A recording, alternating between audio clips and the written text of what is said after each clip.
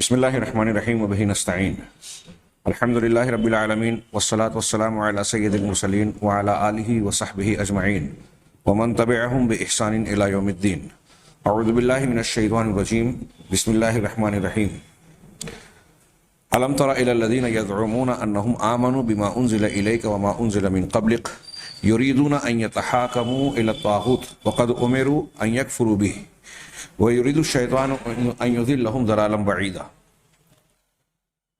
محترم حاضرین و سامعین، ہماری گفتگو اللہ تبارک و تعالیٰ کی عبودیت اور بندگی میں شرک سے متعلق جاری ہے، جس کی ایک قسم ہے اللہ کے علاوہ کسی اور کو حاکم اور حکم بنانا. اس ضمن میں بریق الجمان بشرح ارکان الایمان کا درس دیتے ہوئے ضمناً گفتگو میں نے کہا تھا کہ بہتر معلوم ہوتا ہے کہ شیخ محمد بن عبد الوہاب رحمہ اللہ کی کتاب التوحید، کتاب لاجواب جو ہے، اس کے شرح فتح المجید کے 2 ابواب کا خلاصہ پیش کیا جائے. ایک باب کا ہو چکا اور ایک باب باقی ہے.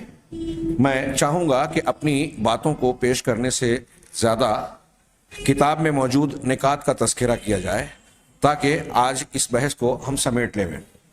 اللہ تبارک و تعالیٰ کا ارشاد ہے، الم تر الی الذین یزعمون انہم آمنوا بما انزل الیک. کیا آپ نے ان لوگوں کی طرف نہیں دیکھا جو یہ گمان کرتے ہیں؟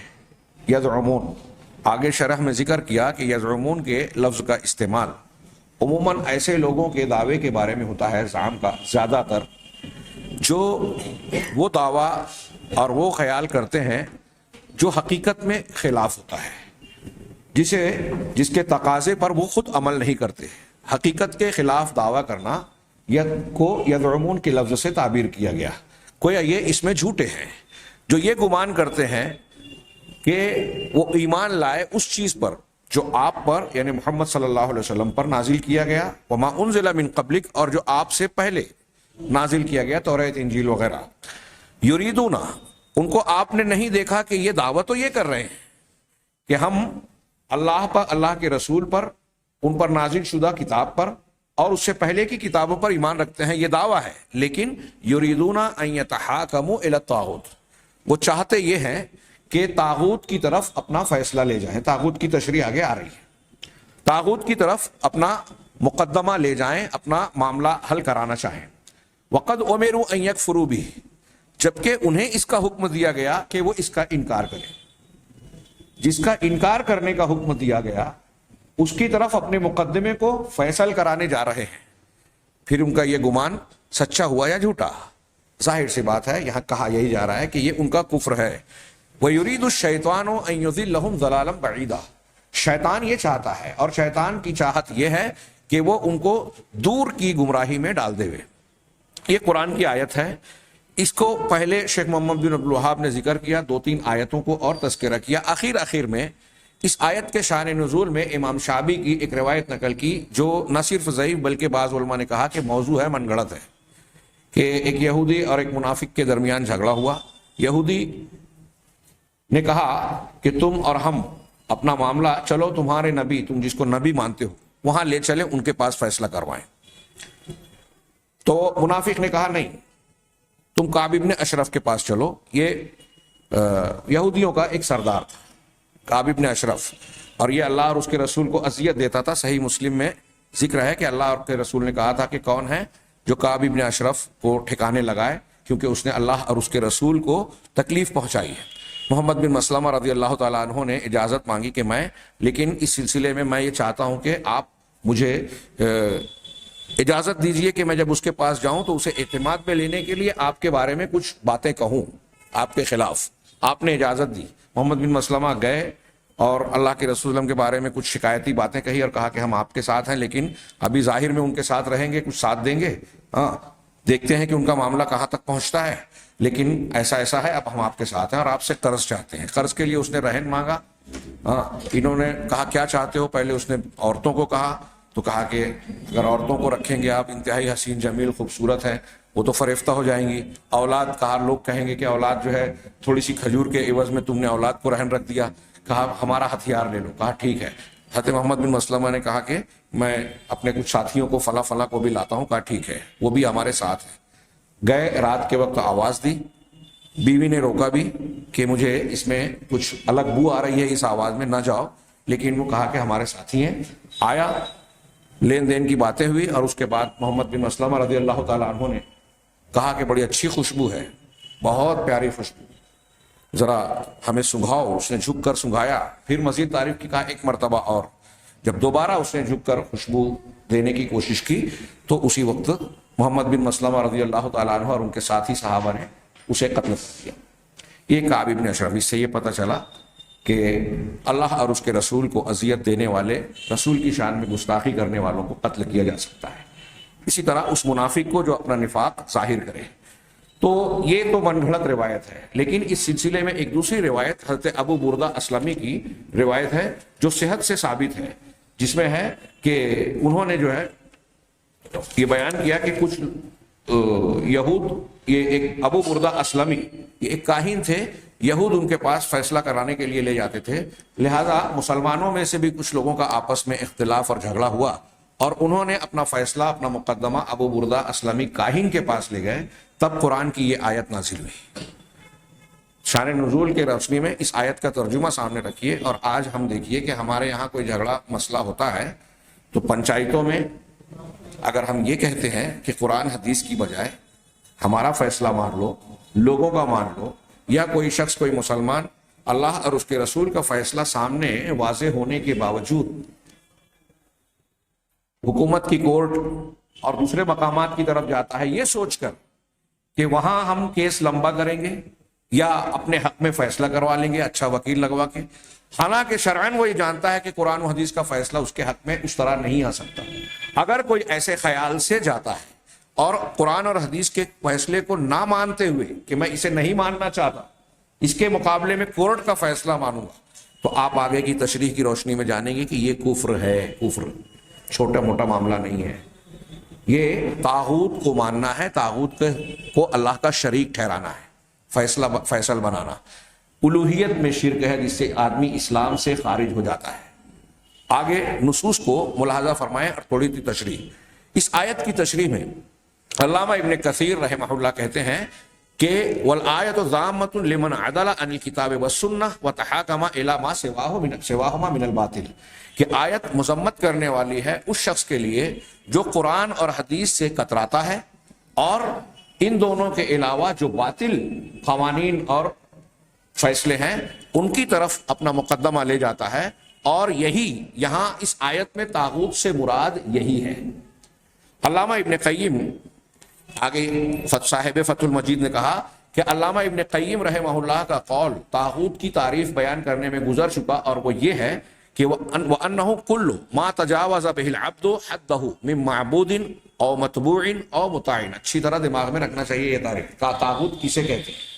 قرآن حدیث کو چھوڑ کر کس چیز کو کیا درجہ ہم دے تو وہ طاغوت ہو جائے گا؟ تو کہا کہ ہر وہ چیز جس میں بندہ اس کی حد سے آگے بڑھے, اس کے حد سے اونچا کرے, ہاں وہ چاہے معبود عبادت میں ہو, متبوع اور اطاعت میں, یعنی اتباع اور اطاعت میں ہو. اللہ تبارک و تعالیٰ کا جو معبودیت کا درجہ مقام ہے وہ درجہ کسی مخلوق کو دے دے, وہ چاہے نبی ہو, پیر ہو, پیغمبر ہو, کوئی بھی ہو, یا اللہ کے نبی صلی اللہ علیہ وسلم کا جو حق ہے, جو درجہ اللہ نے مقرر کیا ہے, اس درجے پہ آپ کسی امام کو, کسی پیر کو, کسی شیخ کو, کسی مفتی کو, کسی بزرگ کو, ابا دادا کو بٹھاتے ہیں, ان کی بات کو مان رہے ہیں اللہ اور اس کے رسول کی بات کے سامنے, تو آپ نے حد سے تجاوز کیا. رسول اللہ صلی اللہ علیہ وسلم کی بات کے مقابلے میں کسی اور کی بات مانی. تو یہ اس کا معنی ہوا. فَكُلُّ مَنْ حَاكَمَ إِلَى غَيْرِ کتاب اللہ وسنت رسولہ. علامہ ابن قیم کہہ رہے ہیں چنانچہ جو بھی شخص اللہ کی کتاب اور رسول کی سنت کے علاوہ کسی اور کی طرف اپنا مقدمہ لے گیا, فیصلہ کرانے کے لیے گیا, فقد حاکم الی الطاغوت, تو اس نے طاغوت کو اپنا حکم بنایا, طاغوت کی طرف اپنا مقدمہ لے گیا, جس کا اللہ تبارک و تعالیٰ نے اپنے مومن بندوں کو انکار کرنے کا, کفر کرنے کا حکم دیا ہے. کیونکہ حکم اور فیصلہ, مقدمہ کتاب اللہ اور سنت رسول صلی اللہ علیہ وسلم کے پاس لے جایا جائے گا, ان کے علاوہ کسی بھی شخص اور کسی بھی اور کے یہاں نہیں لے جایا جائے گا. اور جو شخص ان کے علاوہ ان دونوں کو حکم بنانے کے بعد یا ساتھ میں کسی اور کو حکم بناتا ہے، ہاں فمن تحاکم الی غیرہما، ہاں ان کے علاوہ کی طرف جو جاتا ہے فقط تجاوز بہ حدہ، تو اس نے ان کو حد سے آگے بڑھا دیا یا اپنی حد سے آگے بڑھ گیا اور ان کو طاغوت کا مقام اور درجہ دے دیا، ہاں وخرج عما شرعہ اللہ ورسولہ، اور اللہ اور اس کے رسول کی بنائی ہوئی شریعت اور قانون سے باہر نکل گیا، اور ان کو جس کو وہ درجہ دے رہا ہے طاغوت کا، انہیں اس مقام پر وہ مقام اور درجہ دے دیا جس کا وہ حقدار اور مستحق نہیں ہے۔ وَكَذَلِكَ مَنْ عَبَدَ، یہ ایسے ہی ہے جیسے کوئی شخص ہاں اللہ کے علاوہ کسی اور کی عبادت کرے تو اس کا مطلب یہ ہو کہ اس نے طاغوت کی عبادت کی۔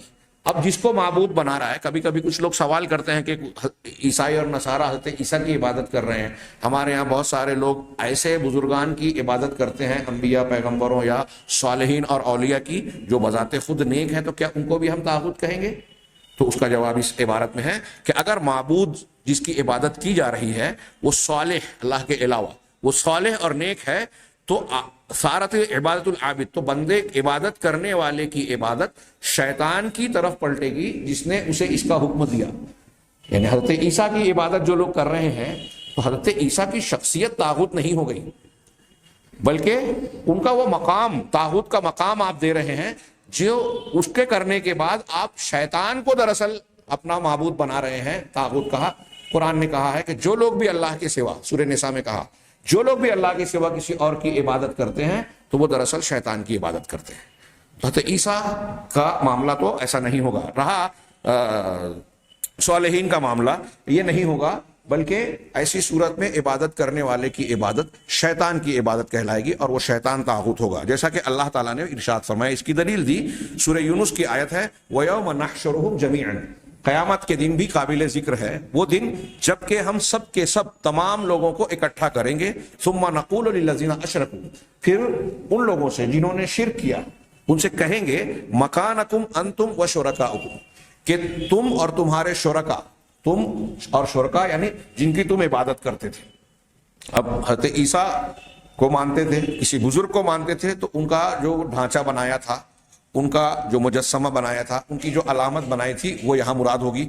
تو تم اور تمہارے معبود اپنی جگہ ٹھہرے رہو، فَزَيَّلْنَا بَيْنَهُمْ، ہاں اور یہ لوگ بھی ہو سکتے ہیں جن کو انہوں نے معبود بنایا، شخصیات بھی، تو پھر ہم ان کے درمیان پھوٹ ڈال دیں گے۔ وَقَالَ شُرَكَاؤُهُمْ، اور ان کے شرکا جن کی یہ عبادت کرتے تھے وہ کہیں گے مَا كُنْتُمْ إِيَّانَا تَعْبُدُونَ، تم لوگ ہماری عبادت تو کرتے ہی نہیں تھے۔ فَكَفَىٰ بِاللَّهِ شَهِيدًا بَيْنَنَا وَبَيْنَكُمْ إِن كُنَّا عَنْ عِبَادَتِكُمْ لَغَافِلِينَ، تو تمہارے اور ہمارے درمیان اللہ گواہ ہونے کے اعتبار سے کافی ہے کہ تمہاری عبادت سے ہم غافل تھے، ہم کو خبر ہی نہیں تھی کہ تم ہماری عبادت کرتے تھے۔ هُنَاكَ تَبْلُو كُلُّ نَفْسٍ مَا أَسْلَفَتْ، تو جو کچھ ہر نفس اور ہر جان نے، ہر شخص نے جو کچھ اگلے دنوں میں یعنی دنیا کے اندر جو کچھ کام اور عمل کیا ہوگا، وہاں اسے ہر شخص جانچ لے گا۔ وَرُدُّوا إِلَى اللَّهِ مَوْلَاهُمُ الْحَقِّ، اور وہ اپنے حقیقی مولا مولائے حق اللہ کی طرف پلٹا دیے جائیں گے۔ وَضَلَّ عَنْهُمْ مَا كَانُوا يَفْتَرُونَ، اور جو وہ افترا پردازی کر کے شرک کیا کرتے تھے نا، جو افترا پردازیاں ان کی تھی وہ سب گم ہو جائے گی، ہوا ہو جائے گی۔ ہاں اسی طرح اللہ کا فرمان یہ بھی ہے سورہ سبا میں کہ وَيَوْمَ يَحْشُرُهُمْ جَمِيعًا ثُمَّ يَقُولُ لِلْمَلَائِكَةِ، جس دن، وہ بھی قابل ذکر دن ہے، جب اللہ تبارک و تعالیٰ سب کو جمع کرے گا اور فرشتوں سے پوچھے گا، کہے گا أَهَؤُلَاءِ إِيَّاكُمْ كَانُوا يَعْبُدُونَ، کیا یہ لوگ تمہاری عبادت کرتے تھے، تمہاری بندگی کرتے تھے؟ قالو، تو فرشتے جواب دیں گے سبحانک، تو پاک ہے، انت ولینا من دونہم، ہمارا ولی تو تو ہے، آقا تو ہے، یہ لوگ نہیں، ان کو ہم نہیں مانتے۔ بل کانوا یعبدون الجن، بلکہ یہ لوگ جنوں کی عبادت کرتے تھے، جن ہی سرکش ہو تو شیطان ہوتا ہے، ہاں یہ لوگ جنوں کی عبادت کرتے تھے۔ اکثرہم بہم مؤمنون، ان میں کہ اکثر لوگ انہی جنوں پر ایمان رکھنے والے تھے، ان پر ایمان رکھتے تھے۔ وَإِن كَانَ مِمَّن يَدْعُو إِلَىٰ، اور اگر کوئی شخص ایسا ہے جو خود اپنی عبادت کی طرف بلاتا ہے لوگوں کو۔ آج آپ ایسے بہت سارے آج کل کلپس آ رہی ہیں موبائل پر، نیٹ کے ذریعے سے آپ دیکھتے ہیں، وائرل ہوتی ہیں کہ پیر صاحب بیٹھے ہوئے ہیں، کچھ لوگ ان کے قدموں پر پیشانی رکھ رہے ہیں، کچھ لوگ اور طریقے سے ان کی عقیدت و احترام کا اظہار کرتے تھے، جس کا نبی کریم صلی اللہ علیہ وسلم کے دربار میں دیکھیں تو ممانعت تھی صحابہ کرام کو کہ اللہ کے رسول کے سامنے ایسا نہیں کر سکتے، یہ اللہ کے علاوہ کسی کے لیے جائز نہیں ہے۔ وہ حرکتیں آج کراتے ہیں لوگ، پیر صاحب خود کروا رہے ہیں اپنے سامنے، اس کا مطلب وہ راضی ہے۔ ایسے لوگوں کو اللہ نے بدترین لوگ کہا ہے، حدیث موجود ہے۔ اب اگر کوئی شخص اپنے نفس کی عبادت کی طرف بلاتا ہے، یا وہ جس کی عبادت کی جا رہی ہے وہ شجر ہے، درخت ہے، پتھر ہے، قبر ہے، یا اس کے علاوہ کچھ اور ہے جس کو مشرکین اپنا بت بناتے ہیں نیک لوگوں کی شکل صورت میں اور ملائکہ کی شکل صورت میں، یا اس کے علاوہ، تو یہ طاغوت ہے جس کا اللہ تبارک و تعالیٰ نے حکم دیا ہے کہ ان کی عبادت کا انکار کریں، ان کی عبادت کا درجہ نہ دے، بلکہ ان سے براءت کا اظہار کریں کہ ہمارا ان سے تعلق نہیں ہے۔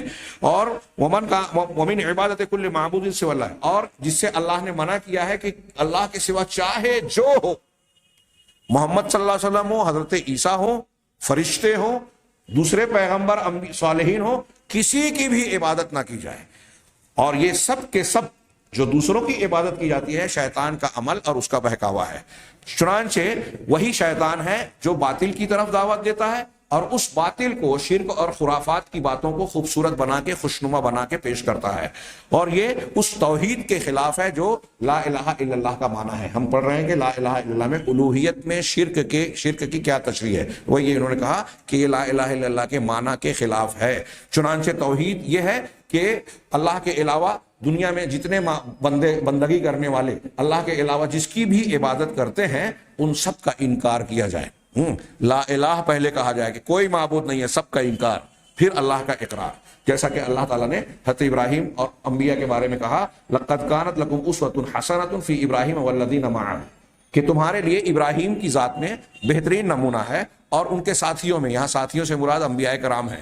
جب انہوں نے اپنی قوموں سے کہا، یہ قرینہ ہے کہ اپنی قوم سے اس کے ساتھیوں نے کہا، انہوں نے انبیاء نے اذ قالوا لقومہم، جب اپنی قوموں سے کہا انا براء منکم، ہم تم سے بری ہیں، ومما تعبدون من دون اللہ، اور اس چیز سے بھی بری اور لا تعلق اور بیزار ہیں جن کی تم عبادت کرتے ہو اللہ کے علاوہ، کفرنا بکم، ہم تمہارا انکار کرتے ہیں، شرک کا رد کرتے ہیں، وبدا بیننا وبینکم العداوۃ والبغضاء ابدا، اور ہمیشہ کے لیے تمہارے اور ہمارے درمیان بغض اور عناد، دشمنی اور بغض جو ہے واضح ہو گیا، ظاہر ہو گیا۔ مشرک اور مومن کے درمیان یہ بغض، عقیدے کا یہ اختلاف قائم رہے گا قیامت تک۔ یہاں ولا اور برا نہیں ہوگا، دوستی نہیں ہوگی، حتی تؤمنوا باللہ وحدہ، یہاں تک کہ تم اللہ اکیلے پر ایمان لے آؤ۔ وکل من عبد غیر اللہ فقد جاوز بہ حدہ، چنانچہ جس کو بھی اللہ کے علاوہ کوئی معبود بناتا ہے تو وہ اس کو حد سے بڑھاتا ہے اور اسے ایسی عبادت کا حق دیتا ہے جس کا وہ مستحق نہیں ہے۔ امام مالک کہتے ہیں الطاغوت ما عبد من دون اللہ، طاغوت وہ ہے جس کی اللہ کے علاوہ عبادت کی جائے۔ میں عبادت کا ہی مفہوم بیان کر رہا ہوں۔ اسی طرح آگے کہہ رہے ہیں صاحب فتح المجید کہ ہر وہ شخص جو اللہ اور اس کے، جیسے عبادت کرنا غیر اللہ کی، یہ ان کے ساتھ، اللہ کے ساتھ شرک ہے، ٹھیک اسی طریقے سے ہر وہ شخص جو اللہ اور اس کے رسول کی طرف فیصلہ کرنے کے لیے بلائے، اور جو رسول اللہ صلی اللہ علیہ وسلم لے کر آئے ہیں اس کو چھوڑ دیوے اور اس سے کترا کر بے رغبتی برتتے ہوئے کسی دوسرے چیز کو فیصل بنائے، پنچ بنائے، اپنا مقدمہ وہاں حل کرائے، یہ بھی اسی طریقے سے طاغوت بنانا ہے، اللہ کے ساتھ شرک کرنا ہے، اور یہ اللہ تبارک و تعالیٰ کی اطاعت میں شریک بنانا ہے اسے۔ اطاعت میں شرکت جو عبادت کی ایک قسم ہے، عبادت کا تقاضا ہے کہ آپ اس کی بات مانیں، تو اطاعت شرک فی الطاعہ ہوا یہ۔ اور اس نے، جو شخص ایسا کرتا ہے، اس نے رسول اللہ صلی اللہ علیہ وسلم کی مخالفت کی اس معاملے میں جس کا اللہ تعالیٰ نے آپ کو حکم دیا تھا۔ آپ کو کیا حکم دیا تھا؟ وَأَنِحْكُمْ بَيْنَهُمْ بِمَا أَنزَلَ اللَّهُ، کہ اے رسول آپ جو ہیں ان کے درمیان اس چیز کے مطابق فیصلہ کیجئے جو اللہ نے نازل کیا۔ بہت غور سے یہ ایک ٹکڑا سمجھیں، آج علماء نہیں سمجھ رہے ہیں مسلک کے نام پر، ہم تو فلاں مسلک کی تقلید کر رہے ہیں لہٰذا اپنے امام کے فیصلے پر فیصلہ کریں گے۔ اللہ نبی سے کہہ رہا ہے، اپنے پیغمبر سے، کہ آپ فیصلہ کیسے کریں؟ کیسے کریں؟ جو اللہ نے نازل کیا ہے اس کے مطابق آپ فیصلہ کیجیے۔ کئی مقامات پر ہے، یہاں بھی آگے کہا وَلَا تَتَّبِعْ أَهْوَاءَهُمْ، اور ان کی خواہشات کی پیروی مت کیجیے۔ یعنی قرآن نے جو، اللہ نے جو فیصلہ آپ کو بتایا ہے قرآن میں یا حدیث میں، وحی غیر مطلوب ہے، اسی کے مطابق آپ کو فیصلہ کرنا ہے، اس کے آپ پابند ہیں۔ نبی بھی اللہ کے علاوہ فیصلہ نہیں کر سکتا، یہ قرآن کی آیت کہہ رہی ہے، ایک آیت نہیں ہے، ایسی دسیوں آیت ہیں۔ تو اب جو لوگ قرآن حدیث کو چھوڑ کر دوسرے فیصلے سناتے ہیں، فتوے دیتے ہیں، وہ ذرا غور کریں. ہاں وَاحْذَرْهُمْ أَن يَفْتِنُوكَ عَن بَعْضِ مَا أَنزَلَ اللَّهُ إِلَيْكَ، کہ نبی کو مزید تنبیہ کی جا رہی ہے آگے کہ آپ ہوشیار رہیں، ڈرتے رہیں، ہاں چوکنا رہیں. احذر کا ترجمہ جو بھی کیجئے کہ آپ بچیے، ڈریے. کس چیز سے؟ کہ اللہ نے آپ کی طرف جو چیزیں نازل کی ہیں اس میں سے بعض سے یہ آپ کو ہٹا دے میں، فتنے میں ڈال دے میں. یعنی آپ پر اللہ نے جو نازل کیا ہے اس کی کچھ باتوں کو چھوڑ کر آپ ان کو خوش کرنے کے لیے یا ان کی باتوں کو ماننے کے لیے یا اپنی خواہشات کے مطابق کوئی فیصلہ کر لیں، اس سے آپ بچنا، ڈرنا نبی سے کہا جا رہا ہے. اب مسلک کے مفاد میں کہ ہمارا مسلک یہ ہے، اگرچہ قرآن و حدیث یہ کہتی ہے ہم یہ فتویٰ دیں گے، یہ فیصلہ کریں گے، کہاں گیا یہ اس آیت کی روشنی میں؟ نبی پابند ہیں، اللہ کے فیصلے سے ہٹ کر فیصلہ نہیں کر سکتے، اور آپ کہتے ہو کہ ہمارے یہاں ایسا ہے، ہم ایسا کریں گے. دنیا کی تقریر کر لا لے، موٹی موٹی کتاب لکھ ڈالیے، اس کا کوئی عذر اللہ کے یہاں مقبول نہیں ہوگا. یہ صاف ستھرا حکم ہے کہ فیصلہ اللہ کے نازل شدہ حکم، قانون، شریعت کے مطابق ہی ہونا چاہیے. یہ ہوتے ہوئے کسی اور کی طرف آپ گئے تو آپ کیا کہا آگے؟ اسی طرح اللہ تعالیٰ کا یہ فرمان بالکل صاف صاف، فلا وربک لا یؤمنون، تمہارے رب کی قسم یہ مومن نہیں ہو سکتے، حتی یحکموک، یہاں تک کہ آپ کو فیصل بنائیں. کس میں؟ فیما شجر بینہم، اپنے آپس کے اختلاف میں. آپ کا ہمارا جھگڑا ہو جائے تو اللہ کو فیصل بنائیں اپنے طور سے، کہ مان لو چاہے جو ہم بولتے ہیں ہماری طاقت ہے، دباؤ ہے، جیسے ہمارے ہاں کچھ لوگ صلح کرنے والی اس قسم کی باتیں کرتے ہیں. اللہ کے فیصلے کے مطابق فیصلہ نہیں کرنا چاہتے، بس مان لو. کیسے مان لو؟ اپنی منمانی چلتی رہے، قرآن حدیث کی مخالفت ہوتی رہے، ہاں شکایتیں کوئی قابل قبول نہ ہو، ہماری بات مان لو، اتحاد کر لو. اتحاد اس نام پر جہاں حق کا گلا گھونٹا جائے، یہ مصالحت نہیں ہے. ہاں مصالحت بقائے حق کے ساتھ ہوتی ہے. مولانا آزاد کا بڑا پیارا جملہ ہے، مصالحت بقائے حق کے ساتھ ہوتی ہے، فنائے حق کے بعد نہیں. آپ حق کا گلا گھونٹ دے اس کے بعد کہیں کہ مل جاؤ، یہ صحیح نہیں ہے. اللہ تعالیٰ فرما رہا ہے کہ اپنے اختلافات میں جب تک آپ کو فیصل نہ بنا لے، ثم لا یجدوا فی انفسہم حرجا مما قضیت، پھر آپ جو کچھ فیصلہ کر رہے ہیں اس پر اپنے دل میں کوئی تنگی، کوئی حرج محسوس نہ کریں. وَيُسَلِّمُ تسلیما، اور پھر اس پر سر تسلیم خم بھی نہ کر دی. اس آیت کی تفسیر میں بیان کر چکا ہوں. یعنی وَيُسَلِّمُ تسلیما، یہ ظاہر میں بھی اللہ اور رسول کے بات کو ماننا ہے، اور دل میں تنگی محسوس نہ کرنا، یہ اندر سے بھی اس کے بارے میں کوئی منفی خیال نہ آنے کا حکم ہے. یعنی اگر آپ اللہ اور رسول کا حکم آ رہا ہے تو جیسے ظاہر میں ماننا ہے، ویسے باطن میں بھی دل کا مطمئن ہونا چاہیے کہ اللہ کا حکم ہے، رسول کا حکم ہے، مان لیں گے. دل میں بھی تنگی نہیں ہونی چاہیے کہ ارے یہ بات سمجھ میں نہیں آ رہی، یہ قابل قبول نہیں ہے، ایسا کیسے، ہم فلاں کو کیسے حصہ دے دیں، ہم فلاں کو کیسے یہ دے دیں، اس کا حق دے دیں. دل میں بھی تنگی نہیں ہونی چاہیے اللہ اور اس کے رسول کے فیصلے کی. ہاں جو ایسا نہیں کرتا، اللہ نے اپنی قسم کھا کے، تمہارے رب کی قسم، شاید ایسا دوسری جگہ پر نہیں ہے، رب کی قسم قرآن میں، کہ وہ مومن نہیں ہے. آگے یہ کہتے ہیں صاحب فتح المجید اس آیت کو نقل کرنے کے بعد، چنانچہ جو شخص اس حکم کی مخالفت کرے جو اللہ نے دیا ہے اور رسول نے دیا ہے، اس طور پر کہ وہ لوگوں کے درمیان ما انزل اللہ، اللہ کے نازل شدہ فیصلوں سے ہٹ کر، وحی قرآن اور حدیث سے ہٹ کر فیصلہ کوئی کرتا ہے، یا اس کو اپنی خواہشات کی پیروی میں چاہتا ہے، ہاں اس کو پسند کرتا ہے، تو اس نے اسلام کے پٹے کو اپنے گلے سے نکال دیا، اسلام اور ایمان سے باہر ہو گیا. اگرچہ وہ یہ گمان کرتا ہے کہ وہ مومن ہے، کیونکہ اللہ تبارک و تعالیٰ نے اس کے اس ارادے کا انکار کیا اور انہیں اپنے ظام اور خیال میں جھوٹا قرار دیا کہ وہ جو کہتے ہیں کہ وہ ایمان لائے وہ جھوٹے ہیں، جیسا کہ یزعمون سے ظاہر ہے جو میں نے شروع میں ہی بیان کر دیا. ہاں اللہ تبارک و تعالیٰ چنانچہ یہ کہہ رہے ہیں کہ یزعمون سے ظاہر ہے کہ ان کا دعویٰ یہ جھوٹا ہے. اور قرآن کی اس آیت کا آخری ٹکڑا کہ وَقَدْ أُمِرُوا أَن يَكْفُرُوا بِهِ، ان کو حکم یہ ہے کہ وہ اس کا انکار کریں، یہ بھی اس پر دلالت کر رہا ہے، اس لیے کہ یہ توحید کا رکن ہے کہ آپ طاغوت کا انکار کریں، جیسا کہ سورہ بقرہ کی آیت میں گزر چکا. ہاں یہ رکن جس کو حاصل ہوگا وہی موحد توحید والا ہوگا، اور توحید ایمان کی اساس ہے. ہاں اور سارے اعمال جو آپ کے نماز، روزہ، حج، زکوٰۃ، صدقہ و خیرات ہیں، اسی کی بنیاد پر اللہ تعالیٰ کے یہاں قبول ہوں گے، صحیح مانے جائیں گے۔ اگر یہ صحیح نہیں ہے تو آپ کی یہ ساری محنت بیکار ہے، جیسا کہ اللہ تبارک و تعالیٰ نے فرمایا فَمَن يَكْفُرْ بِالطَّاغُوتِ وَيُؤْمِن بِاللَّهِ فَقَدِ اسْتَمْسَكَ بِالْعُرْوَةِ الْوُثْقَىٰ، جو طاغوت کا انکار کرے اور اللہ پر ایمان لائے تو اس نے مضبوط دستہ پکڑ لیا۔ اس کا مطلب جو طاغوت کو بھی مانتا ہے چاہے ایمان کا دعوے دار ہو، اس نے مضبوط دستہ نہیں پکڑا، اس کا عمل قابل قبول نہیں ہوگا۔ اور یہ جو طاغوت ہے یہ ہے کہ آپ وَذَلِكَ أَنَّ التَّحَاكُمَ إِلَى الطَّاغُوتِ ایمان بِهِ، اس سے یہ حاصل کلام یہ ہوا کہ اگر آپ کسی فیصلے کو کسی اللہ اور اس سے رسول سے ہٹ کر منواتے ہیں، کسی کی بات مانتے ہیں، تو آپ وہ طاغوت کا درجہ دے رہے ہیں، اور یہ طاغوت ہے، اللہ کا انکار ہے۔ اسی طرح آیت کا آخری ٹکڑا ہے وَيُرِيدُ الشَّيْطَانُ أَن يُضِلَّهُمْ ضَلَالًا بَعِيدًا، شیطان یہ چاہتا ہے کہ ان کو دور کی گمراہی میں ڈال دے۔ ہاں، اللہ تعالیٰ نے اس آیت میں یہ بیان کیا کہ خیر طاغوت کی طرف فیصلہ مقدمہ لے جانا، جس کا شیطان حکم دیتا ہے اور اپنی بات ماننے والوں کو خوبصورت اور خوشنما بنا کر دکھاتا ہے، تو وہ یہ وَيُبَيِّنُ اور بتاتا ہے۔ تو جس چیز کو شیطان وہ بتاتا ہے، جو شیطان گمراہ کرنے کے لیے جو چیزیں ان کو دکھاتا ہے اور جس عمل کی طرف لے جاتا ہے، وہ طاغوت کی عبادت ہے، اس آیت میں کہا گیا۔ اور پھر اس کو مصدر کے ذریعے سے وَيُرِيدُ الشَّيْطَانُ أَن يُضِلَّهُمْ ضَلَالًا، یضل بھی کہا اور مصدر کا لا کے ضلالہ لا کے اسی فعل کا مصدر لا کے معنی میں مضبوطی اور تاکید پیدا کی۔ عربی جاننے والے سمجھتے ہیں کہ اس سے تاکید اور شدت کا معنی پیدا ہوتا ہے، کہ اور سخت گمراہی کا معنی۔ ہاں، اور پھر ساتھ میں بعیدہ بھی کہا، اس کو مؤکد کرنے کے بعد اس کی صفت بیان کی کہ دور کی شدید گمراہی۔ ہاں، یہ اس بات کی دلیل ہے کہ ایسا کرنا انتہائی عظیم گمراہی ہے اور ہدایت سے بہت دور چلا جانا ہے۔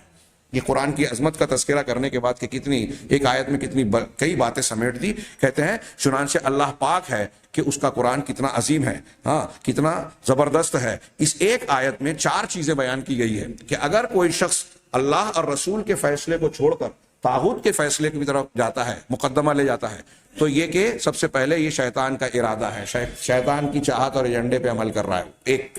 دوسرا یہ کہ یہ گمراہی ہے۔ تیسرا یہ کہ اس گمراہی میں شدت ہے، مصدر سے تاکید کی گئی۔ چوتھا یہ کہ اس گمراہی کو صرف گمراہی نہیں کہا بلکہ دور کی گمراہی کہا، یعنی حق سے بہت دور اور ہدایت سے بہت پرے ہے۔ آگے دوسری آیت کا تذکرہ کیا۔ میں اس واقعے کا جو تذکرہ کر رہا تھا چونکہ موضوع تھا اس لیے اس کو ذکر نہیں کیا، کہ حضرت عمر کے پاس جب معاملہ گیا اور پتہ چلا کہ یہ امام شعبی کی جو روایت ہے موضوع حدیث، چونکہ اس لیے میں نے بیان نہیں کیا کہ وہ صحیح ہے ہی نہیں، حضرت عمر نے قتل کر دیا تھا اس شخص کو، یہودی کو، کہ یہ اللہ کے رسول کے فیصلے پر راضی نہیں تو یہ مسلمان نہیں ہے۔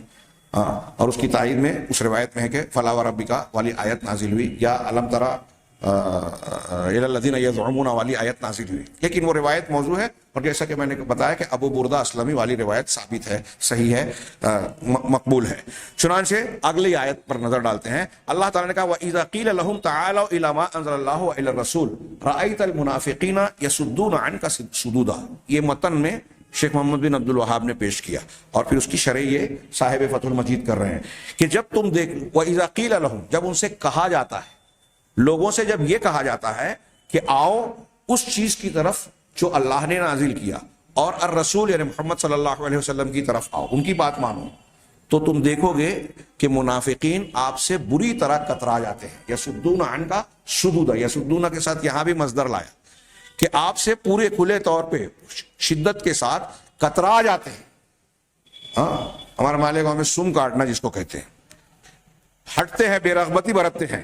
ہاں، اللہ تعالیٰ نے منافقین کی صفت اس آیات میں بیان کی اور یہ بتایا کہ جو شخص اس عمل کو کرتا ہے یا اس کو چاہتا ہے، اگرچہ وہ یہ سمجھے، دعویٰ کرے، گمان کرے کہ وہ مسلمان اور مومن ہے، لیکن وہ ایمان سے حد درجہ دور ہے۔ علامہ ابن قیم کہتے ہیں کہ یہ دلیل ہے، یہ آیت اس بات پر دلیل ہے کہ جس شخص کو قرآن اور حدیث کی طرف کے فیصلے کی طرف بلایا جائے کہ آؤ قرآن حدیث سے فیصلہ کر لو، قرآن حدیث کے فیصلے کو مان لو، اور وہ اس سے انکار کرے تو وہ منافق ہے۔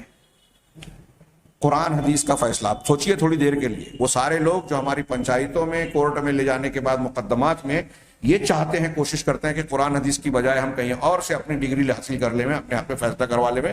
ان کے بارے میں قرآن کی آیت, علامہ ابن قیم کہتے ہیں کہ قرآن کی آیت صاف کہہ رہی ہے کہ جو قرآن اور حدیث کی بات کو ماننے سے انکار کرے. اب یہ تو مقدمات کی بات ہے. دینی معاملات میں بھی جو ہمارے اختلاف ہوتے ہیں, آپ دیکھیں گے کہ مسلک کے نام پہ آپ جب کہیں گے کہ قرآن اور حدیث یہ کہتی ہے, ہمارے یہاں حنفی, شافعی, مالکی, حنبلی, چشتی, قادری, نقشبندی اور فلانے اور ڈھماکے, فلاں بزرگوں کو, فلاں اماموں کو, فلاں مولوی صاحب کو ماننے والے ان اپنے علماء اور اپنے فلاں اور فلاں کا قول پیش کریں گے. کہا کہ ہمارا یہ مسلک ہے, ہمارے باپ دادا زیادہ بہتر جانتے تھے, ہم قرآن و حدیث کو کیسے مان لیں, کیا ان کو نہیں سمجھتا تھا؟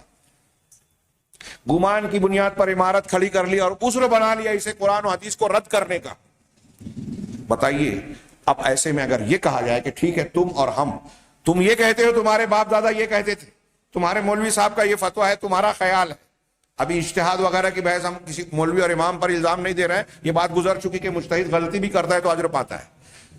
آپ کی بات مان لیں کہ آپ کے قول, فلاں کا قول یہ ہے اور یہ اللہ اور اس کے رسول کی بات. آپ کو جب یہ دعوت دی جاتی ہے تو کترا کر آپ فلاں اور فلاں کی بات کو مان رہے ہیں. قرآن کی آیت کے آئینے میں آپ کیا بنتے ہیں بتائیے. آج ایسے کتنے لوگ ہیں. ہاں, اللہ تعالیٰ کا ارشاد جو اس آیت میں ہے وَيَسُدُّونَ, جس کا ترجمہ ہم نے کیا قطرانا. صد یسد, صد عن روکنا بھی ہوتا ہے. تو یسدونا یہ لازم ہے, جس کا معنی ہے یعرضون, قطرانا, اعراض کرنا, اور اس کا مصدر سدود ہے. چنانچہ اللہ آگے یہ کہہ رہے ہیں کہ آج کے زمانے میں, غالباً علامہ ابن قیم ہی کی عبارت ہو, کہ آج کے زمانے میں ایسے کتنے لوگ ہیں جن کی یہ صفت ہے.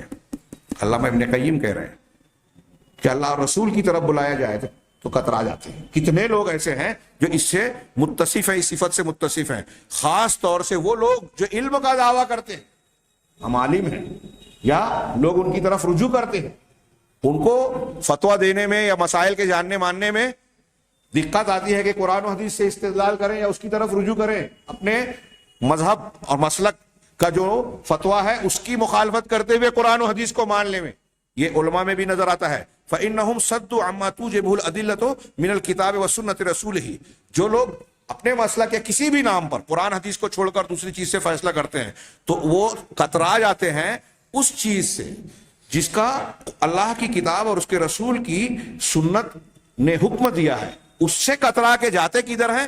ایسے لوگوں کے اقوال کی طرف جاتے ہیں. بہت غور سے سنیے, قرآن حدیث کو چھوڑ کر کس کی طرف جاتے ہیں؟ اس سے کترا کر اس شخص کی طرف جس سے خطا ہو سکتی ہے اور خطا ہوتی ہے.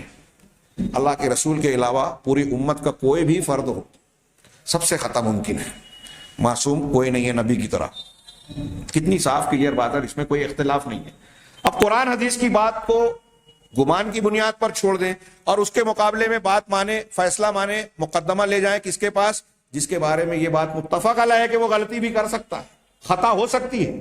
ہاں, کثیر ممن ينتسب الى الائمه, خاص طور سے اکثر وہ لوگ جو ائمہ اربعہ کی طرف نسبت رکھتے ہیں ان کی تقلید کرتے ہوئے. ہاں, فی تقلیدہم من لا تجوز تقلیدہ, اپنی اس تقلید میں جن کی تقلید ان کے لیے جائز نہیں ہے. یہ ان کی کتاب کی عبارت کا ترجمہ پڑھ رہا ہوں, جائز نہیں ہے. اور ان کا اعتماد کرنا, جس پر وہ اعتماد کرتے, جس شخص کے قول پر اعتماد کرتے ہیں, ایسے شخص کی قول پر اعتماد کرتے ہیں جس کے قول پر اعتماد کرنا درست نہیں ہے کہ آنکھ بند کر کے ہم کسی امتی یا شخصیت کی ہر بات کو یہ سمجھیں کہ یہ وحی الہی کی طرح یا شریعت کے قانون کی حیثیت اور درجہ رکھتی ہے. کسی پر اس طرح کا اعتماد جائز نہیں ہے. وَيَجْعَلُونَ قَوْلَهُ الْمُخَالِفِ لِنَصِّ الْكِتَابِ وَالسُّنَّةِ وَقَوَائِدِ الشَّرِيعَةِ وَالْمُعْتَمَدِ لَهُمْ الَّذِي لَا تَصِحُّ الْفَتْوَىٰ إِلَّا بِهِ. ہاں, اور اس قول کو, اپنے امام کے, اپنے بزرگ کے قول کو قرآن اور حدیث کی مخالفت کرنے والے قول کے طور پر قبول کرتے ہیں, اور شریعت کے وہ قواعد جو کہ ان کے نزدیک معتمد ہے, حالانکہ اس کے ذریعے سے فتویٰ دینا صحیح نہیں ہے. تھوڑا سا ترجمہ میری عبارت میں ہو گیا, لفظی طور سے نہیں کیا, اپنے انداز میں میں نے کر دیا, قریب ہے کہ ایسے شخص کے قول پر فتویٰ دے رہے ہیں جو قرآن و حدیث سے ہٹ کر ہے اور قرآن و حدیث کی مخالف قول ہے اس پر فتویٰ دیتے ہیں. فصار المتبع لرسول بین اولئک غریبا, جو ایسے لوگوں کی کثرت اور بھیڑ ہو گئی تو ایسے لوگوں کے بیچ میں جو اللہ کے رسول کی اتباع کرنے والا گروہ یا طبقہ یا فرد ہے وہ ان کے درمیان اجنبی بن گیا, غریب بن گیا, جیسا کہ اس پر تنبیہ پچھلے باب میں گزر چکی ہے. اب جو قرآن و حدیث کا ماننے والا ہے اس کو اوپر لگتا ہے ارے یہ تو نیا لاتا ہے, اہل حدیث تو ایسے ہیں، حدیث پیش کرو تو کیا ہمارے بزرگوں کو، ہمارے علماء کو، ائمہ کو نہیں معلوم تھی؟ تو ایسے لوگ اجنبی بن جاتے ہیں خود مسلمانوں کے درمیان قرآن حدیث پر عمل کرنے والے۔ فتدبر هذه الآیات، صاحب فتح المجید کہتے ہیں کہ ان آیتوں پر، اس کے بعد والی آیتوں پر آپ غور کیجئے تو تمہارے سامنے یہ بات واضح ہوگا کہ اکثر بیشتر لوگ اس امت کے آج امت کی ایک بہت بڑی تعداد ایسی ہے جو حق سے اعراض کرتی ہے اور اکثر معاملات میں جو ہے اس پر حق پر عمل کرنے سے کو ترک کر دیتی ہے، قرآن حدیث کو چھوڑ کر کسی اور کی بات کو مانتے ہیں۔ واللہ المستعان، اللہ ہی مستعان ہے، اس سے مدد مانگی جا سکتی ہے۔ دوسرا، آگے ایک اور آیت شیخ محمد بن الوہاب نے پیش کی، وَإِذَا قِيلَ لَهُمْ لَا تُفْسِدُوا فِي الْأَرْضِ قَالُوا إِنَّمَا نَحْنُ مُصْلِحُونَ، جب ان سے کہا جاتا ہے کہ زمین میں فساد مت پھیلاؤ تو وہ کہتے ہیں کہ ہم تو اصلاح کرنے والے ہیں۔ منافقین کی یہ خصلت، آج جتنے فسادی لوگ ہیں، وہ امریکہ کی شکل میں ہو، کافر مشرک صحیح، یورپ ہو، اقوام متحدہ ہو، ہمارے بیچ کے جو ایسے منافق صفت ہے، نفاق صفت لوگ ہوں، سارا فساد گڑبڑ اتھل پتھل کریں گے، اور جب آپ بات کریں گے تو لگے گا کہ بڑی اصلاح کی کوشش کر رہے ہیں، ہم تو دین کی خدمت کر رہے ہیں، ہم تو جماعت کی خدمت کر رہے ہیں۔ کتنے لوگوں پر یہ قرآن کی آیت فٹ ہو رہی ہے آج؟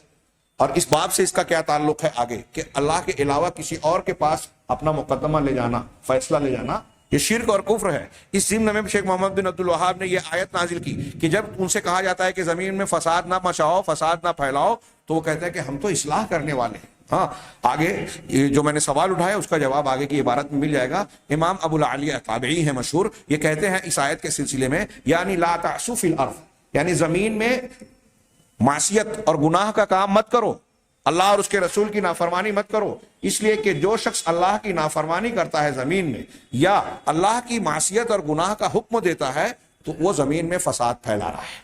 جو خود کر رہا ہے یا کسی سے کروا رہا ہے الٹی سیدھی حرکتیں، غلط کام، تو وہ زمین میں فساد پھیلا رہا ہے۔ ابو العالیہ کہہ رہے ہیں تابعی، اس لیے کہ آگے کا جملہ یہ بڑی غور سے سنیے، اس لیے کہ زمین اور آسمان کی صلاح، اس کی اچھائی، یہ اللہ اور اس کے رسول کی اطاعت پر منحصر ہے۔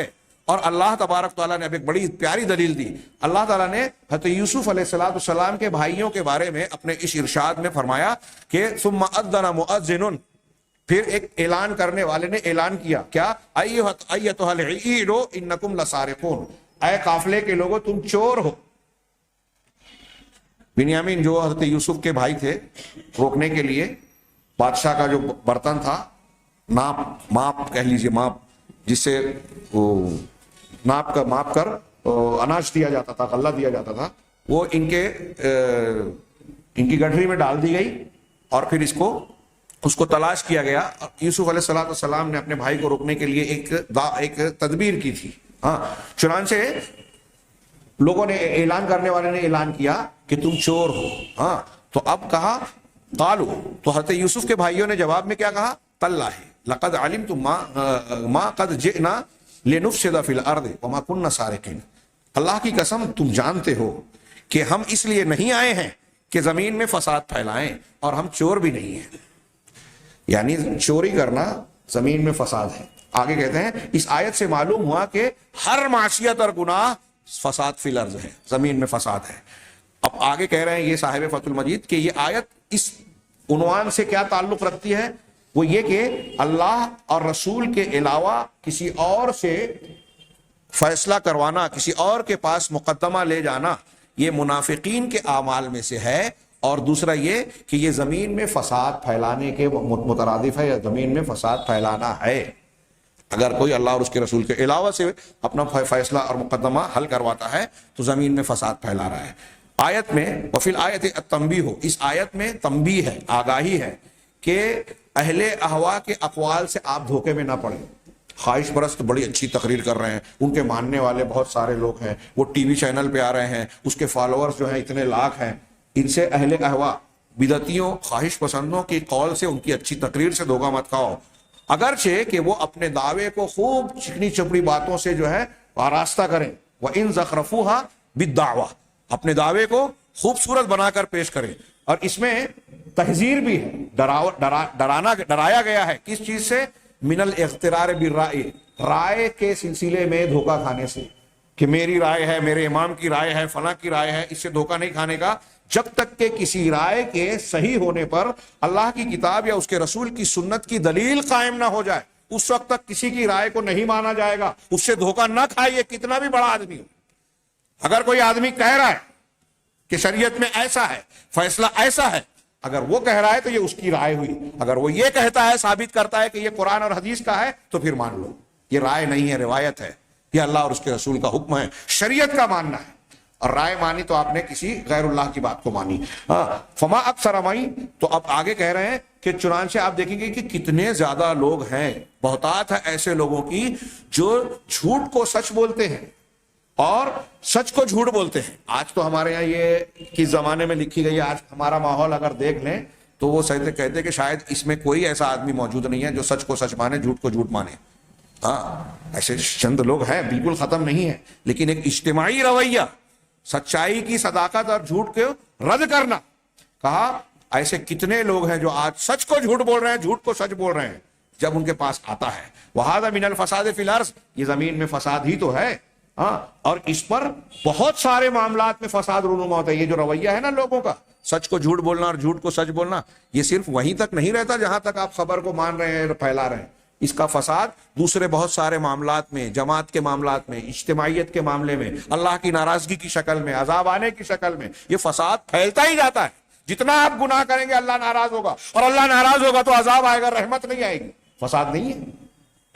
بارش کم ہوگی، قحط سالی ہوگی، دشمنوں کا غلبہ ہوگا، جھوٹ اور مکر کا دور دورہ ہوگا، ہر طرف فساد ہی فساد. آج ہم دیکھ رہے ہیں آدمی بے بس نظر آتا ہے. جھوٹ کی حکومت، دھوکے بازوں کی حکومت، دھوکے بازوں کو تسلط ہے. آپ حکومت میں دیکھتے ہیں، وہاں بحث کرتے ہیں کہ ہندوستان کی حکومت پر، امریکہ کی حکومت پر، اقوام متحدہ میں ایسے لوگوں کا غلبہ ہے. تو آپ غور کریں گے تو نظر آئے گا کہ یہ اس لیے ہے کہ ہمارے اندر، ہمارے سماج اور معاشرے میں بھی ہم نے ایسے جھوٹے لوگوں کو بڑا بنا کر رکھا ہے. دور تک پھیلتا ہے یہ فساد. کہا آگے وہ کہتے ہیں تخرج صاحبها عن الحق. یہ ایسا فساد ہے جو اس کے ماننے والے کو حق سے باہر کر دیتا ہے اور باطل میں داخل کر دیتا ہے. اللہ تعالیٰ ہم کو اس سے بچائے. آگے دعا کی انہوں نے. فتدبر. اب اس پر غور کیجئے تو تم پاؤ گے کہ اکثر لوگوں کا حال یہ ہے، سوائے اس کے جس کو اللہ تعالیٰ نے بچا لیا کہ، اور اللہ نے اس پر اس کے قوت ایمان کے داعیے کی وجہ سے اس پر برکت اور رحمت اور احسان نازل کیا اور اسے عقل کامل ادا کی، جو شہوات کے آنے کے وقت اس کو عقل سے کام لیتا ہے اور شبہات کے وقت جو ہے بصیرت نافذہ سے کام میں لیتا ہے اور اپنے آپ کو بچا لیتا ہے. یہ اللہ کا فضل ہے، جسے اللہ تعالیٰ جسے چاہتا ہے عطا فرماتا ہے. آگے یہ کہہ رہے ہیں لا تفسدوا فی الارض بعد اصلاحها والی آیت کو شارح نقل کر کے، جس کا بھی ہم نے ترجمہ کیا کہ زمین میں امن اصلاح قائم ہو جانے کے بعد فساد نہ پھیلاؤ. اس کی تشریح میں کہہ رہے ہیں کہ ابو بکر بن عیاش رحمہ اللہ فرماتے ہیں اس آیت کے بارے میں کہ ان اللہ بعث محمدا الی اہل. بڑی پیاری تشریح کی انہوں نے، بڑی پیاری تشریح کی. زمین میں اصلاح کے بعد فساد نہ پھیلاؤ. اس آیت کی شرح کرتے ہوئے حضرت ابو بکر بن عیاش رحمہ اللہ فرماتے ہیں کہ اللہ تعالیٰ نے محمد صلی اللہ علیہ وسلم کو زمین کے لوگوں، اہل دنیا کی طرف بھیجا جبکہ یہ فساد میں تھے. جب اللہ کے رسول آئے تو لوگ فساد میں تھے، بگاڑ میں تھے، جاہلیت میں تھے. تو فَأَصْلَحَهُمُ اللَّهُ بِمُحَمَّدٍ صلی اللہ علیہ وسلم. اللہ نے محمد صلی اللہ علیہ وسلم کے ذریعے سے ان سب کی اصلاح کی. سب فساد میں تھے، نبی آئے اور اپنی تعلیمات اور اللہ کی وحی کی روشنی میں سب کی اصلاح کر دی. اب نتیجہ دیکھیے، فمن دعا الی خلاف ما جاء به محمد. اب اللہ کے رسول جو کچھ پیش کیا اس سے اصلاح ہوئی. اب جو شخص جو ہے محمد صلی اللہ علیہ وسلم کی لائی ہوئی تعلیمات کے خلاف کسی چیز کی طرف دعوت دیتا ہے تو وہ زمین میں پھر سے فساد پھیلانے والوں میں سے. کتنی پیاری بات ہے. اللہ کے رسول نے فساد دور کر کے اصلاح کی. اب اگر کوئی رسول کی مخالفت کر رہا ہے تو وہ پھر سے فساد کی طرف پلٹا رہا ہے لوگ.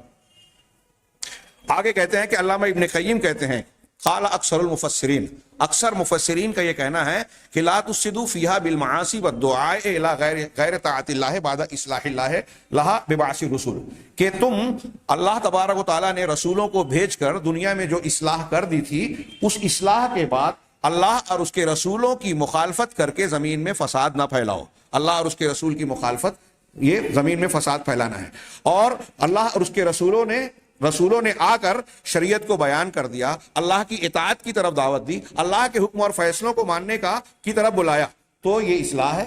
ظاہر سی بات ہے کہ یہ اصلاح ہے. اس لیے کہ غیر اللہ کی عبادت اور اس کی طرف دعوت دینا، اللہ کے ساتھ شرک کرنا، یہ زمین میں سب سے بڑا فساد ہے، بلکہ زمین پہ حقیقی فساد شرک ہی ہے، اور شرک کے ذریعے سے اور اللہ کے حکم کی مخالفت کی وجہ سے سارے فساد اور بگاڑ پیدا ہوتے ہیں۔ چنانچہ شرک اور غیر اللہ کی طرف دعوت دینا یہ اللہ تبارک و تعالیٰ کے علاوہ کسی اور کو معبود قائم کرنے کے مترادف ہے، اور غیر اللہ کے رسول صلی اللہ علیہ وسلم کے علاوہ کسی اور کو مطاع اور متبع بنانا ہے۔ رسول کی بات چھوڑ کر کسی اور کی بات ماننے کے لیے یہ راستہ کھولا جاتا ہے۔ ہوا اعظم فساد فی الارض، اللہ کے رسول کی بات کو چھوڑ کر کسی اور کو آپ کا درجہ دینا یہ بھی زمین میں عظیم ترین فساد ہے۔ ولا صلاح لها ولا لاهلها، یہ علامہ ابن قیم کی ہی عبارت چل رہی ہے کہ اس دنیا کی صلاح، اچھائی اور اس کے رہنے والوں کی سعادت اور اچھائی نہیں ہو سکتی سوائے اس کے کہ اللہ اکیلا ان کا معبود مطاع ہو اور اس کی طرف دعوت دی جائے، کسی اور کی طرف دعوت نہ دی جائے، اور اطاعت اور اتباع صرف اس کے رسول کی ہو، کسی اور کی اطاعت اور اتباع نہ ہو، تقلید کے نام پر، پیری مریدی کے نام پر یا کسی اور نام پر کسی اور کی اتباع نہ ہو، رسول کا درجہ کسی اور کو نہ دیا جائے۔ اور کوئی شخص اور انما تجب اطاعتہ، اور اللہ اس کے رسول کے علاوہ بھی کچھ لوگوں کی اطاعت واجب ہوتی ہے، جیسے والدین کی اطاعت، امام کی اطاعت، سمع و طاعت کرنا، جو مسلمانوں کا امیر ہے اس کی بھی اطاعت واجب ہوتی ہے۔ تو اس کی وضاحت کر رہے ہیں کہ آپ کے اللہ اور رسول کے علاوہ اسی کی عبادت واجب ہوتی ہے کہ جب کوئی شخص رسول کی اطاعت کا، اللہ اور اس کے رسول کی اطاعت کا حکم دے۔ اب اگر کوئی شخص وہ کتنا بھی بڑا ہو، وقت کا امام ہو، ماں باپ ہو، اگر اللہ اور رسول کی مخالفت اور معصیت کا حکم دیویں، شریعت کی مخالفت کا حکم دیویں، تو پھر فلا سمع ولا طاعہ، نہ بات سننا ہے نہ ماننا ہے، سمع طاعت نہیں ہوگی۔ سمع سننا، طاعت ماننا، اللہ اور اس کے رسول کے حکم کے خلاف جن لوگوں کی اطاعت کرنے کا اللہ اور رسول نے حکم دیا، اگر ان کی بات، جیسے ماں باپ ہے، ان کی بات ماننی ہے، اگر ان کی بات شریعت اسلامیہ کے، اللہ کے حکم کے خلاف ہے تو ان کی اطاعت نہیں کرنا ہے۔ اب آگے کہتے ہیں کہ جو شخص دنیا کے حالات پر غور و فکر کرے گا تو پتہ چلے گا کہ دنیا میں جتنی بھی اچھائیاں ہیں تو اس کا سبب اللہ کی توحید، اس کی عبادت ہے، اور اس کے رسول کی اطاعت ہے۔ اور ہر شر، ہر برائی، ہر مصیبت جو دنیا میں پایا جاتا ہے، ہر شر، ہر فتنہ، ہر بلا، قحط اور دشمنوں کا غلبہ، یہ آج مسلمان جو رونا رو رہے ہیں، یہ کہہ رہے ہیں کہ ان سب کی سب سے بڑی وجہ اللہ رسول کی مخالفت ہے، اور اللہ اور اس کے رسول کے علاوہ کسی اور کی طرف دعوت دینا ہے، جو مسلمان بھی کر رہے ہیں۔ یہ انتہائی عظیم جرم ہے، زمین میں فساد پھیلانا ہے، شرک اور کفر کی بات ہے جو مسلمان بھی کر رہے ہیں۔ اب کہہ رہے ہیں کہ اس آیت کا ترجمے سے، یعنی عنوان سے کیا تعلق ہے، اس کی مطابقت کیا ہے کہ اللہ کے علاوہ اور رسول کے علاوہ، اللہ اور رسول کے علاوہ کسی اور کے پاس فیصلہ کروانا، یہ وہ عظیم ترین گناہ ہے جو زمین میں فساد پھیلاتا ہے۔ چنانچہ زمین کی اصلاح، درستگی اللہ کی کتاب اور اس کے رسول کی سنت کے مطابق فیصلہ کرنے میں ہی ہو سکتی ہے، اور یہی مومنین کا راستہ ہے، وَهُوَ سَبِيلُ الْمُؤْمِنِينَ، یہی مومنین کا راستہ ہے، جسے اللہ تعالیٰ نے سورہ نساء کی آیت میں فرمایا وَمَن يُشَاقِقِ الرَّسُولَ مِن بَعْدِ مَا تَبَيَّنَ لَهُ الْهُدَى، جو رسول کے حکم کی مخالفت کرتا ہے ہدایت کے واضح ہو جانے کے بعد، وَيَتَّبِعْ غَيْرَ سَبِيلِ الْمُؤْمِنِينَ، اور مومنین کے راستے سے ہٹ کر کسی دوسرے راستے کی اتباع کرتا ہے، اس راستے سے دوسرے راستے پہ جاتا ہے، نُوَلِّهِ مَا تَوَلَّىٰ، تو جس راستے پر وہ چل رہا ہے ہم اسے اور جانے دیتے ہیں، وَنُصْلِهِ جہنم، اور پھر جہنم میں داخل کر دیں گے، وساعت مسیرہ، اور یہ بہت برا ٹھکانہ اور انجام ہے۔ آگے آیت، وقت کم ہے، میں بات کو سمیٹوں، اور اللہ تعالیٰ کا ایک فرمان جو شیخ محمد بن عبد الوہاب نے اس باب میں نقل کیا، افحکم الجاہلیت یبغون، کیا جاہلیت کا حکم اور فیصلہ یہ چاہتے ہیں، ومن احسن من اللہ حکما لقوم یوقنون، اللہ تبارک و تعالیٰ نے کہا کہ جو لوگ یقین رکھتے ہیں ان کے لیے اللہ تعالیٰ سے بہتر فیصلہ کرنے والا کون ہو سکتا ہے۔ آپ کو اللہ اور رسول کی بات قابل قبول نہیں لگتی، آپ کو ایسا لگتا ہے کہ کوئی دوسرا، کوئی امام، کوئی بزرگ، کوئی پنچ اللہ اور اس کے رسول کے فیصلے سے اچھا فیصلہ کریں گے، اس میں زیادہ خیر و برکت ہوگی۔ یہ سوال کیا، اور ظاہر سی بات ہے کہ یہ سوال استفہام انکاری ہے کہ ایسا ہو ہی نہیں سکتا۔ آپ اللہ کو اگر حکیم مانتے ہو، علیم مانتے ہو، بندوں پر رحیم و رحمان مانتے ہو، تو ماننا پڑے گا کہ اللہ رحمت والا ہے، اس کے فیصلوں میں رحمت ہے، اللہ حکمت والا ہے، اس کے فیصلے میں دانائی ہے، اللہ علم والا ہے، اس کے فیصلے میں علم ہے، جہالت نہیں ہو سکتی۔ تو سب سے بہتر فیصلہ تو اللہ ہی کا ہوگا. آگے کہہ رہے ہیں کہ علامہ ابن کثیر اس آیت کی تشریح میں کہتے ہیں, ہاں میں تیزی سے بڑھتا ہوں, کہ اللہ تبارک و تعالیٰ انکار کر رہا ہے, نکیر کر رہا ہے اس شخص پر جو اللہ تعالیٰ کے حکم سے انحراف کرتا ہے, اللہ تعالیٰ کے فیصلے سے انحراف کرتا ہے, ہٹتا ہے, اس کو نہیں مانتا. اور اللہ کا حکم کیا ہے؟ جو کہ ہر خیر پر مشتمل ہے, ہر خیر پر مشتمل ہے اللہ کا فیصلہ. ہاں, الناہی عن کل شر, اور یہ اللہ کا فیصلہ ہر شر سے منع کرنے اور روکنے والا ہے. ہاں, اور عدل علامہ, اور اس آیت میں حکم ہے کہ اللہ کے علاوہ دوسرے لوگوں کی جو رائے ہیں, خواہشات ہیں, اس سے آدمی منحرف ہو جائے, بچ جائے, اس سے منہ موڑ لے, اور ان اصطلاحات کی طرف جن کو لوگوں نے شریعت اللہ کی شریعت سے ہٹ کر بغیر کسی اسنادی بنیاد کے جو ہے بنا رکھا ہے. بہت پیارا جملہ کہا ہے, اس کی تشریح کریں تو کافی ٹائم چاہیے. میں ایک جملہ کہوں کہ اب دیکھیے تقلید کرنے والے تقلید کرتے ہیں, اور دوسرے پیری مریدی کی دکان چلانے والے, انہوں نے کچھ قاعدے قانون بنا کر رکھے ہیں. اپنے ان قاعدے قانون اور بنائی من گھڑت اصطلاحات کی بنیاد پر وہ لوگوں کو, اپنے مریدوں کو, اپنے ماننے والوں کو بہت سی باتیں بتاتے ہیں.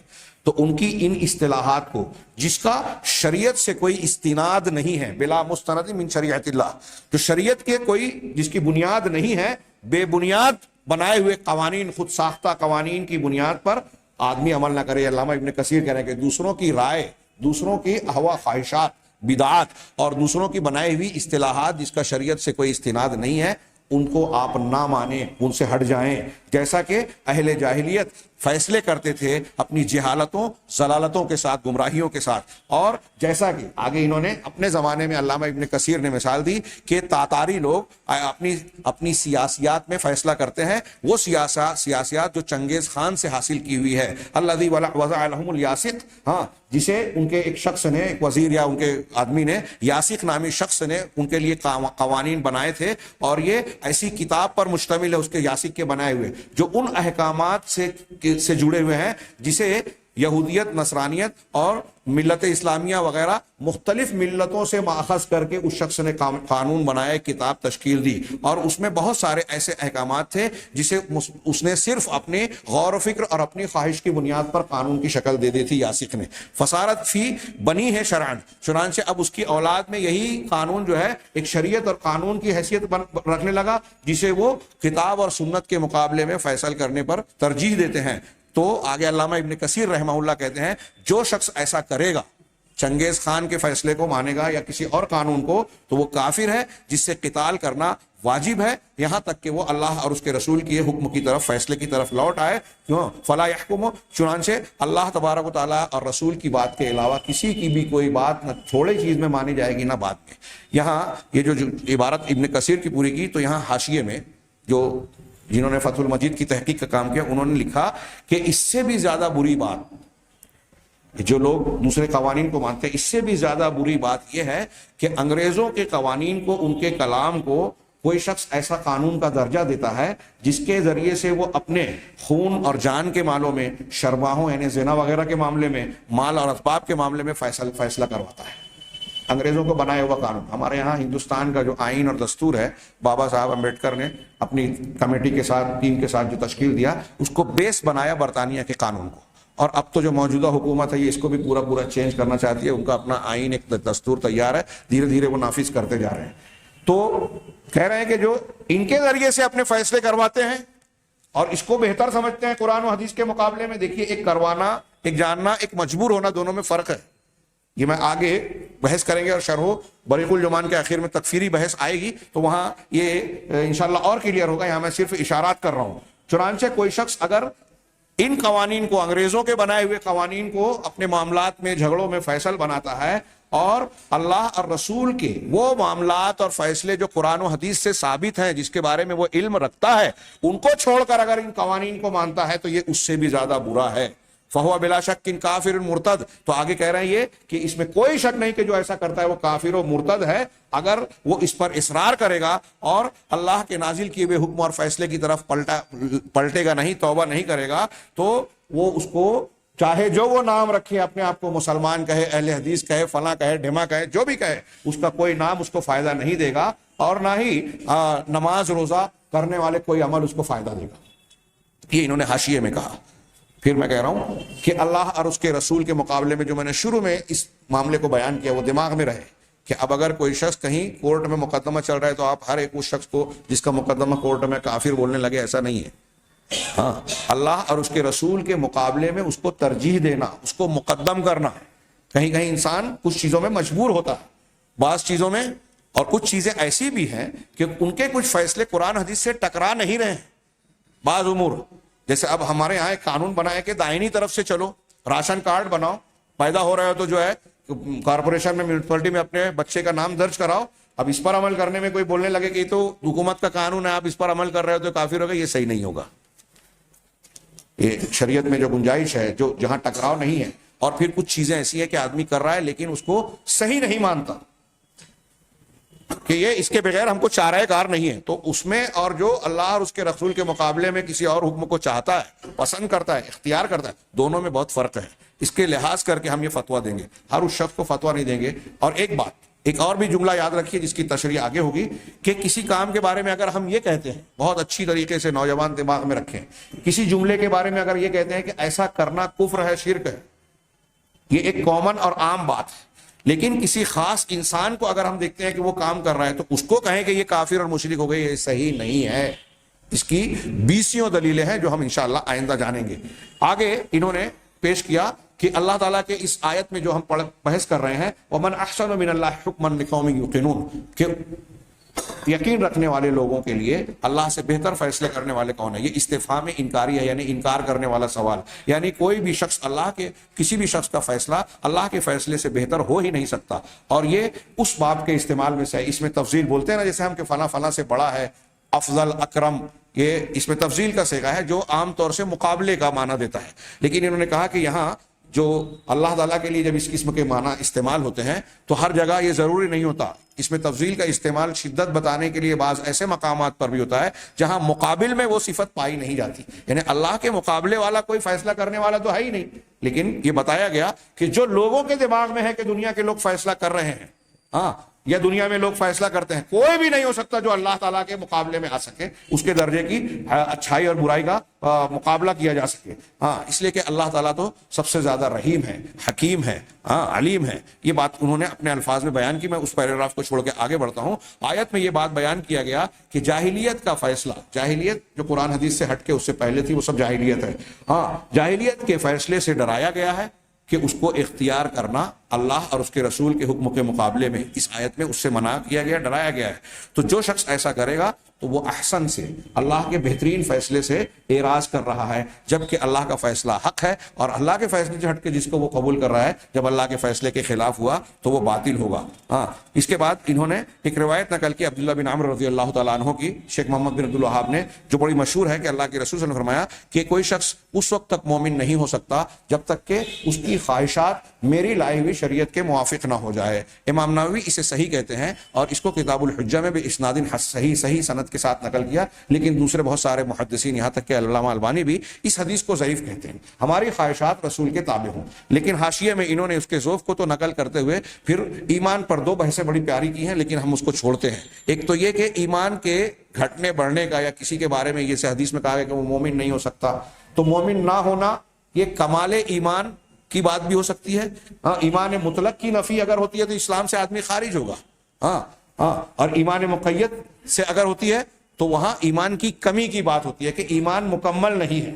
اور اس ضمن میں انہوں نے 10 دلیلوں کی روشنی میں یہ بحث کی کہ ایمان گھٹتا بڑھتا ہے. اہل سنت والجماعت کا متفقہ عقیدہ ہے کہ ایمان قول، فعل اور نیت کا نام ہے، ان کا مجموعہ ہے. احناف ہمارے یہاں ایمان میں عمل کو شامل نہیں مانتے، جبکہ وہ غلط ہے، اور وہاں یہاں اس کی بہت ساری دلیلیں دی.